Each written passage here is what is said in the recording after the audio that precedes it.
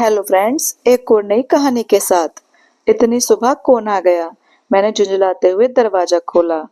पड़ोस में रहने वाली सीमा अपनी 6 साल की बेटी के साथ आई थी। आओ अंदर आओ, मैं मुस्कुरा दी।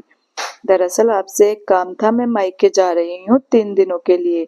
मेरे हस्बैंड आते हैं 8 बजे और खाना बनाने वाली आएगी 6 बजे। आप प्लीज उसको चाबी दे दीजिएगा।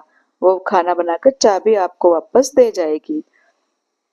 एक सांस में इतना कुछ बोलकर उसने चाबी का गुच्छा मुझे थमा दिया। उसकी बेटी आंखें फाड़ फाड़ कर पिंजरे की ओर देख रही थी। मम्मा देखो तो आंटी के यहाँ कितनी प्यारी बर्ड्स हैं, कितनी सारी हैं। सीमा ने लपक कर देखा। हाँ, इनकी आवाज तो आती है मेरी बालकनी में। वाकई बहुत सुंदर है। अच्छा भाभी जी, मैं चलती हूँ, बहुत पैकिंग करनी है। थैंक यू सो मच इस चाबी वाली मदद के लिए। आप तो समझती ही है ना कि मायके जाने का उत्साह धरा रह जाता है अगर पति के खाने का जुगाड़ ना हो पाए तो। आप कैसे मैनेज करती हैं जब आप मायके जाती हैं? उसने तो ऐसे ही पूछ लिया, लेकिन मैं घायल हो गई। मैंने नकली मुस्कान लाते हुए कहा, मेरे पति संदीप तो मेरे साथ ही जाते हैं हमेशा। आज तक कभी अकेली नहीं गई। सीमा की आंखें फैल गईं। वाह, कितने अच्छे हैं भाई साहब। तभी तो बिल्डिंग में सब आपकी जोड़ी को लैला बजने की जोड़ी बोलते हैं। वाकई आप दोनों हर जगह साथ जाते हैं। अब आप हैं ही इतने खूबसूरत। सीमा तो चली गई, लेकिन मेरे मन की शांत सतह पर कंकड़ मार गई।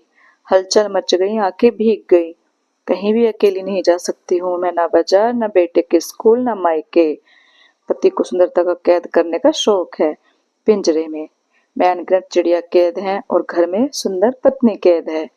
सारी बहनें इकट्ठे होती हैं मायके में 10-12 दिनों के लिए, लेकिन मैं 2-3 दिनों से ज्यादा नहीं, क्योंकि अकेले वहां रहने नहीं देंगे और इससे ज्यादा दिन ससुराल में संदीप रुकेंगे नहीं।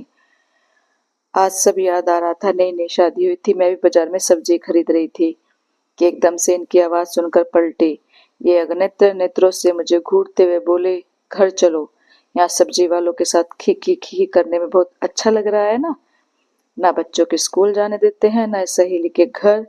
सोचते सोचते हाथ अचानक मेरी घनी केस राशि पर चला गया। यह सुंदरता ही अपराध है क्या? चिड़िया भी सुंदर न होती तो कैद करके नहीं रखी जाती।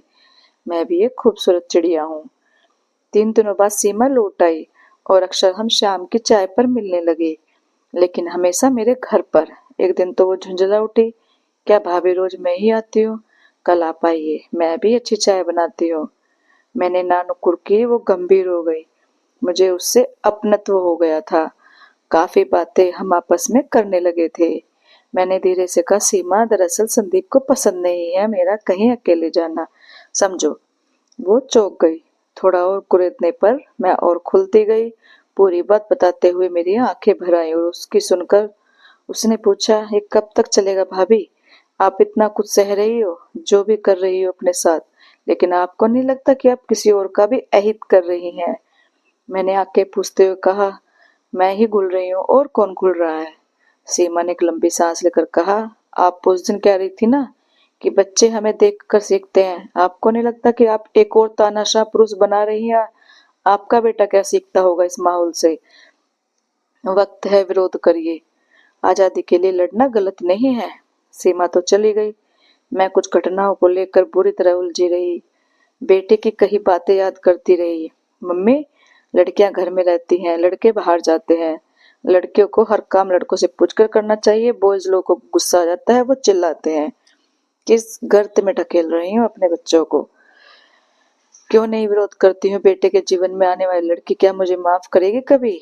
मैंने क्यों नहीं पूछा कभी संदीप से कि जब तुम्हारी बहन मायके में अकेली रह सकती है तो मैं क्यों नहीं? क्यों नहीं कहा कि सब्जी वालों से खीखी करने का सब्जी खरीदने जाती हूँ बाजार? पता नहीं कब किस सम्मोहन की अवस्था में पिंजरे तक पहुंच गई।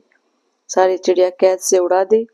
बस एक बाकी थी, मैं खुद। अभी भी घड़ी देखो, इनके आने का वक्त हो रहा था।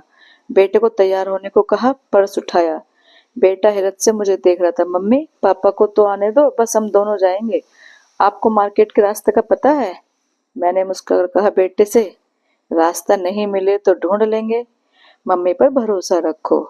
मैं जब घर लौटूंगी, क्या होगा देखा जाएगा। आखिर चिड़िया भी तो उड़ चुकी थी। मैं मुस्कुरा रही थी। हाँ, मैं भी एक खूबसूरत चिड़िया हूँ, लेकिन उन्मुक्त। तो दोस्तों आपको ये कहानी कैसी लगी, अच्छी लगी हो तो लाइक कमेंट और शेयर करें और चैनल को सब्सक्राइब करें। Thank you.